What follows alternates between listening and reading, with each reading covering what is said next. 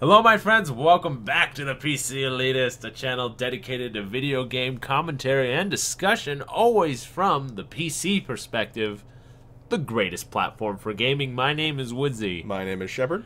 And this is kind of a continuation of our last discussion. We alluded to this discussion, which, did we say the name? I didn't. I left them in suspense. Okay.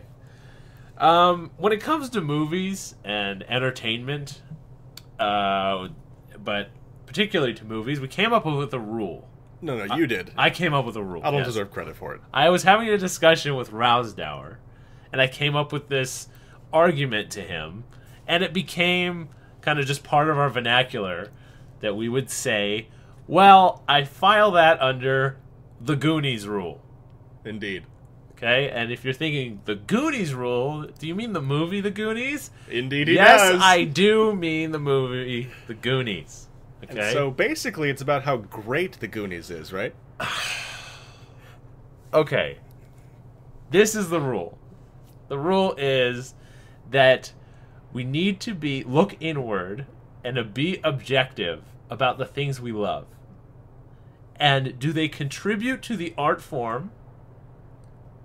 And do we just love them because they're nostalgic, or we just love the storyline of the movie, the idea of the movie? There's insignificant part of it.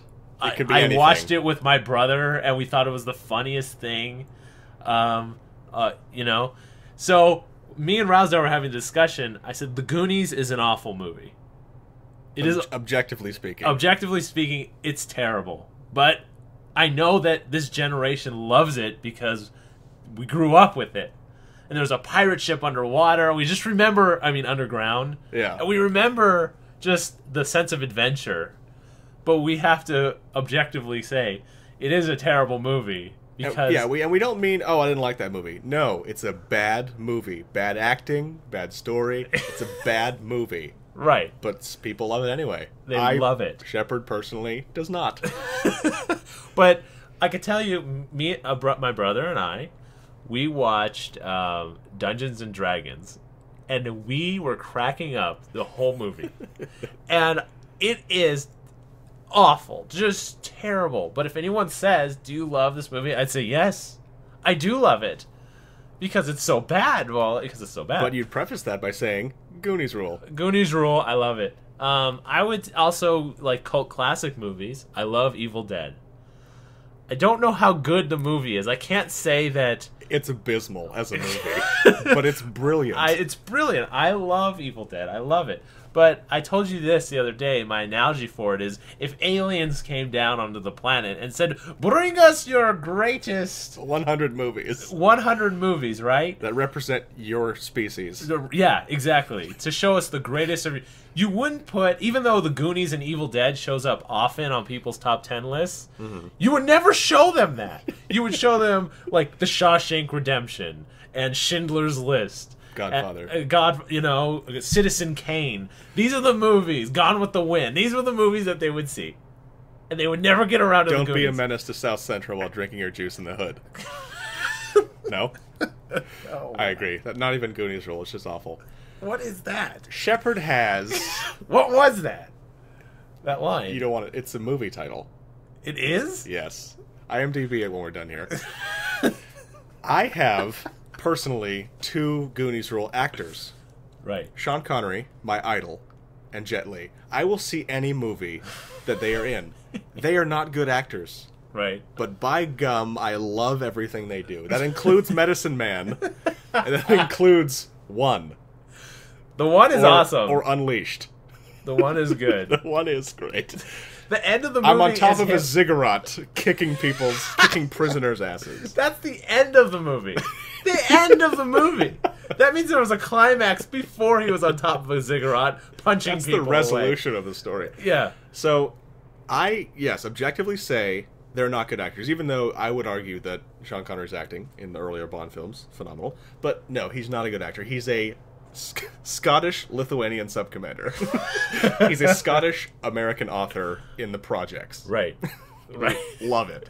So, the Goonies Rule, as brought to you by Woodsie. How does it apply to video games? there are a couple different rules we're going to talk about, but the Goonies Rule is the only one that has a specific name. And I think Modern Warfare 3, as we talked about in the last video, applies here. I would look hard at the people who love Modern Warfare 3 and say, you have to tell yourself it's a bad game. It doesn't innovate. It recycles the same things. It's resting upon its haunches that are no longer fun. Tell me it's not a good video game, but you love it anyway. I'd love that honesty, but I don't think you're going to find it. Right. Well, yeah, that this game is no longer pushing the art form or the genre forward anymore. And I'm talking about the multiplayer specifically. The single player, we will admit, Battlefield has never cared about single player. That's not really an excuse, but frankly, they just never cared. So, yeah, we're going to give Call of Duty the edge in single player. But the multiplayer, you can't tell me that it's good multiplayer. Right.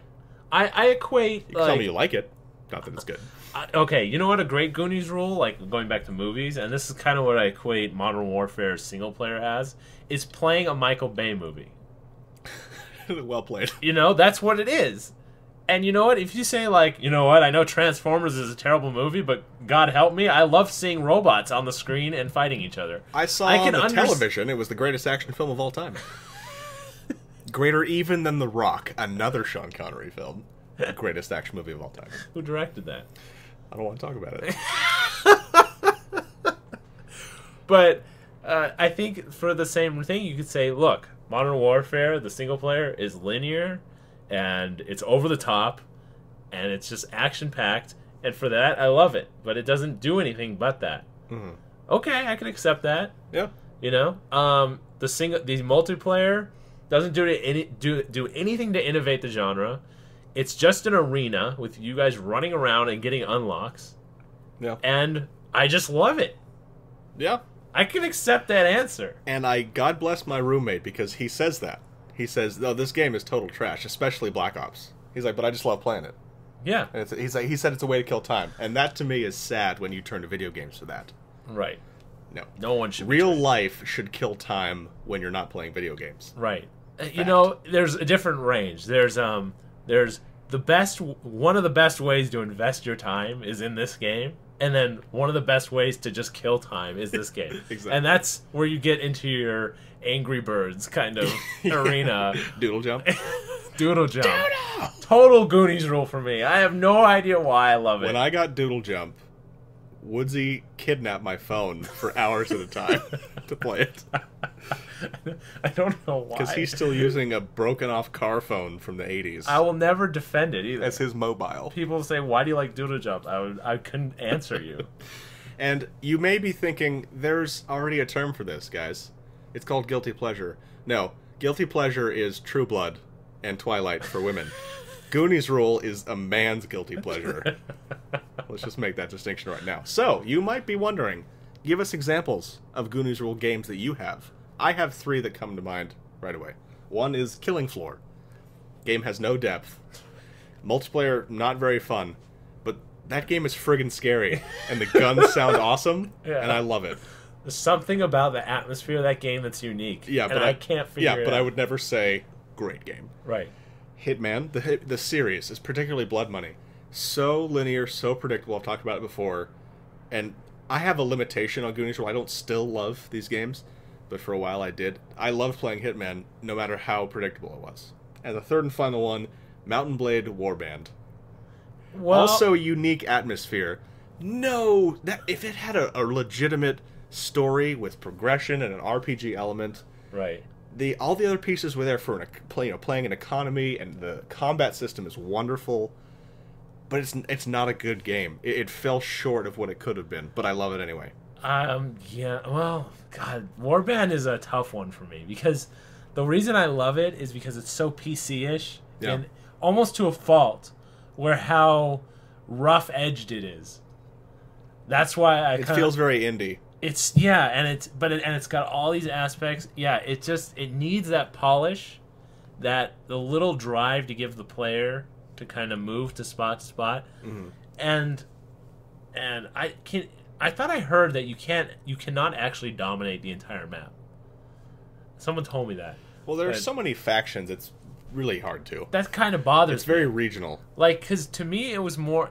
When I first started playing it, I'm like, this is like Heroes of Might and Magic in real time, and actually being on your horse and commanding the army, and I was super excited. And anyone who loved Heroes of Might and Magic knows the feeling I'm talking about. Yeah. And nothing I love more than conquering an entire Heroes map, and at the end having 2,000 skeleton army that could kill 10 dragons in a single swipe. Like, that's what I wanted in Warband, but Nope. No, it was just a little too unrefined. But continue. Is that all three? That's the three for me that came to mind. Right. And you know, like, well, go ahead. I'll let you say it. What yours are, if you have any. Because I feel like, frankly, I'm more willing to drop money on games like this than you are, because you're just you have more foresight than I do in a lot of ways. PC game. When I sit down to play my PC, I really don't feel like just throwing time away. There's something specific I want to play. Yeah. Games that I have, like throwaway games that I just love, are little games on like mobile games. Like I just loved Cut the Rope. I don't know why. I love it. Sounds pretty explanatory. There's a little ball, and you have to navigate in a ball of candy hanging on a rope, and you had to navigate it by cutting ropes to get it into the little green monster's mouth, who was super cute. Reminds me of, it's like ball in a cup. But not for poor immigrants. You know? Family Guy reference. Yes, so, I don't know. I'm trying to think of a Goonies Rule game that I have that I just, like... Well, I think that there's a corollary to the Goonies Rule, and we should call it something intelligent, like a Big Bang Theory type of name. We could call it the Woodsie Corollary, if you like. And Modern Warfare 3 also falls under this as well. And it's not just games that you can say objectively are bad, but you love them anyway. Games that you know are going to be bad, but you buy and play them anyway. But then hate them afterwards. There's a difference of the love and the hate factor, and I think you're seeing this also with Modern Warfare. People who said, I don't know what I was expecting, I knew it was going to suck, bought it anyway, hate it. Well, Duke Nukem was that way. I knew Nukem it was the bad. Ultimate example for this past year. Had to buy it. Yeah. Had to. Yeah, we saw it coming, we knew everything, and I said to you the first time it was announced, well, the first time I told you said, Shepherd, just so you know, they've been saying the next Duke Nukem has been coming out for 12 years. And it's not coming out. I said, no, man, it's going to happen this time. And you and Rowsdower were like, yeah, dude, if you just missed the train, it's not going to happen. You know what? Goonies Rule, Planet Side. I can get on board with that. There's so many issues with that game, but I just love it. I just do. Mm-hmm. So I think that, and for me, I can think of far more games where I knew they were going to be bad, I bought them, and I hated them afterwards. Duke Nukem is a big example. The one that preceded that was Rogue Warrior, and I knew I had to buy it because I had read all the books, all the Dick Marcinko books, and I said, they're making a video game and it's voiced by Mickey Rourke? Of course it's going to be awful. But yes, I have to have it. Could be the worst game of all time. Go read reviews about it if you've never heard about it. Oh, crime against humanity. Right. Darkest of Days. I said, what fun. Use an M16 in the Civil War. I've often wondered how different human history would be if you could do that. I found out, though, that using a cluster bomb launcher in the late 1800s isn't as fun as you'd think. Especially when the game becomes a sci-fi corporate mystery scandal sabotage nonsense. Borderlands. I'll just leave it at that. 87 million guns. Oh, God. Oh, there's only 3 different types. We just thought of 87 million colors. Right. Fallen Earth. I told you Fallen Earth was going to be the next MMORPG to pull us out of WoW. Because I said it's mostly about crafting. How cool would that be? Right. You know how bad that game was? I can't even remember what it looked like. What did Fallen Earth look like? The graphics were so dated that if I played it in the 80s, I would have said, this is nonsense. This is bullshit. What game was that? I'll show you later. And the final one, but it was a Steam weekend sale, Blacklight Tango down. If you look at my Steam right now, you'll see 14 minutes played. That's all you need to know. I've wasted so much money on crap games that I knew were going to be crap. Good thing we have things like Metacritic, where you just look at the critical score. I know! 89 for Modern Warfare 3. Gonna love it. Gonna love it. Gonna love it. Love it, love it, love it. Goonies Rule. What games do you love, but you say to yourself, honestly, this game sucks? And if you can't think of any, you're not being honest with yourself. They're out there. Absolutely. My name is Woodsie. My name is Shepherd, and this is the ThePCelitist, signing out.